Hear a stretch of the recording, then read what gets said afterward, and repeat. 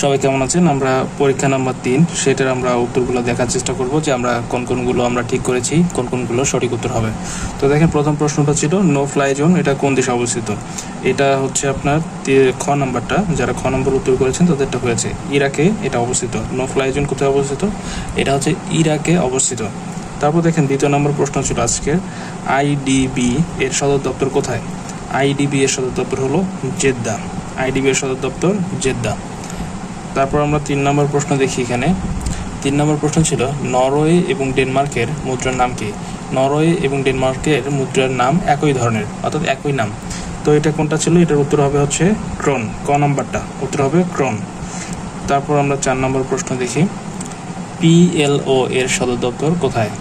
দেখেন, পিএলও এর সদর দপ্তর আপনারা যারা রামাল্লাহ অর্থাৎ ক নাম্বারটা দিয়েছেন তাদের উত্তর সঠিক হয়েছে। তারপর দেখেন, বাবেল মানদেব এটা কোন ভাষার শব্দ। বাবেল মানদেব এটা কোন ভাষার শব্দ? যারা হচ্ছে আপনারা ফার্সি দিয়েছেন অর্থাৎ খ নম্বরটা দিয়েছেন তাদের উত্তর সঠিক হয়েছে। তারপর আমরা পর পেজে যাই। এখানে 6 নম্বর প্রশ্ন ছিল IUCN এর কাজ হলো বিশ্বব্যাপী ড্যাশ। তো দেখেন, যারা প্রথম নম্বর উত্তরটা দিয়েছেন IUCN এর কাজ হচ্ছে প্রাকৃতিক সম্পদ রক্ষা করা, তাদের উত্তর সঠিক হয়েছে। অর্থাৎ ক নম্বরটা যারা দিয়েছেন তাদের উত্তর সঠিক হয়েছে। তারপর আমরা দেখব এখানে 7 নম্বর প্রশ্ন ছিল সাপটা SAFTA চুক্তি কবে স্বাক্ষরিত হয়। তো এখানে কনফিউজিং এর যে সালটা সেটা হচ্ছে 2005, অনেক হয়তো 2007 ভেবেছিলেন, কিন্তু এটার উত্তর হবে 2004। সাফটা চুক্তি কবে স্বাক্ষরিত হয়? 2004 সালে সাফটা চুক্তি স্বাক্ষরিত হয়।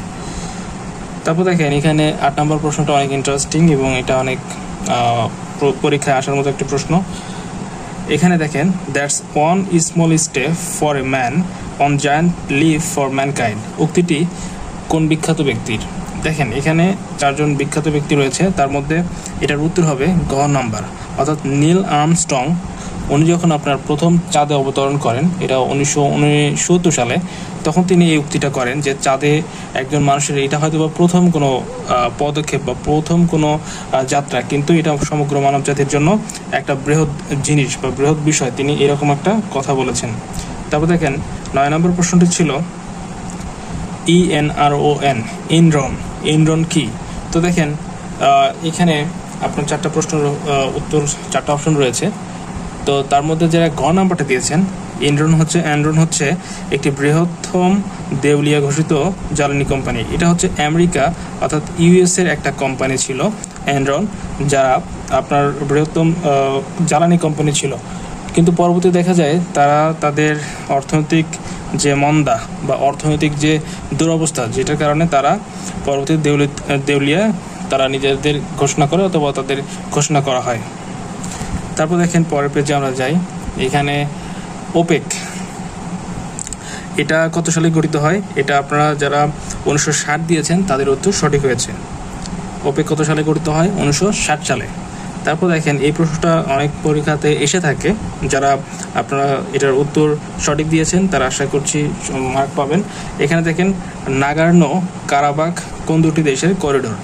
এই প্রশ্নটা খুবই ইম্পর্টেন্ট, এটা কিন্তু BCS এর কিন্তু এটা একটা প্রশ্ন। তো যারা এই প্রশ্নটা খ নম্বর উত্তর করেছেন, আজারবাইজান এবং আর্মেনিয়ার এটা একটা করিডোর, তাদের উত্তর সঠিক হয়েছে। তারপর আমরা নিচে যাই। এখানে দেখব যে অলস ডেভেলপমেন্ট রিপোর্ট নিম্নের কোন সংস্থা প্রকাশ করে। তো দেখেন, এই যে অল ডেভেলপমেন্ট রিপোর্ট, এটা কিন্তু আপনার ওয়ার্ল্ড ব্যাংক অর্থাৎ যারা ক নম্বর প্রশ্নের উত্তর করেছেন তাদের উত্তর সঠিক হয়েছে। তারপর আমরা 13 নম্বর প্রশ্নে যাব। জাতিসংঘ সমুদ্র আইন কত সালে স্বাক্ষরিত হয়। জাতিসংঘ সমুদ্র আইন কত সালে স্বাক্ষরিত হয়। এটার উত্তর হবে হচ্ছে আপনার গ নাম্বার, যারা 1982 সাল দিয়েছেন তাদের উত্তর সঠিক হয়েছে। তারপর আমরা পরপর পেজে যাই। এখানে দেখব, এখানে 14 নম্বর প্রশ্নটা ছিল বাংলাদেশে জুম চাষ কোথায় হয়। দেখেন, জুম চাষ হয় হচ্ছে আপনার পাহাড়ি এলাকায়। তো দেখেন, এখানে পাহাড়ি এলাকা আপনার বান্দরবানে রয়েছে, তো এটার উত্তর বান্দরবানে হবে, জুম চাষ বান্দরবানে হয়। তারপর দেখেন, 15 নম্বর প্রশ্ন ছিল বাংলাদেশের সংবিধানের রক্ষককে। এখানে আপনারা হয়তো ভুল করে অনেকে জাতীয় সংসদ দিয়ে থাকতে পারেন, কিন্তু এটার উত্তর হবে সুপ্রিম কোর্ট। সুপ্রিম কোর্ট হচ্ছে বাংলাদেশের সংবিধানের রক্ষক। জাতীয় সংসদের মাধ্যমে সংবিধান রচনা হতে পারে, কিন্তু জাতীয় সংসদ সংবিধানের রক্ষক নয়। সংবিধানের রক্ষক হলো সুপ্রিম কোর্ট। তারপর দেখেন আমরা পরের প্রশ্ন যাই। এখানে দেখেন মুক্তিযুদ্ধ জাদুঘর কত সালে প্রতিষ্ঠিত হয়? মুক্তিযুদ্ধ জাদুঘর কত সালে প্রতিষ্ঠিত হয়? আমরা পরের প্রশ্ন যাই। এখানে দেখেন 17 নম্বর প্রশ্ন, মুঘল সাম্রাজ্যের প্রতিষ্ঠাতা কে? মুঘল সাম্রাজ্যের প্রতিষ্ঠাতা কে? এটা হবে উত্তর হবে বাবর। তারপর আমরা 18 নম্বর প্রশ্ন দেখব নিচে, বাংলাদেশে প্রথম আদমশুমারি কত সালে সংগঠিত হয়?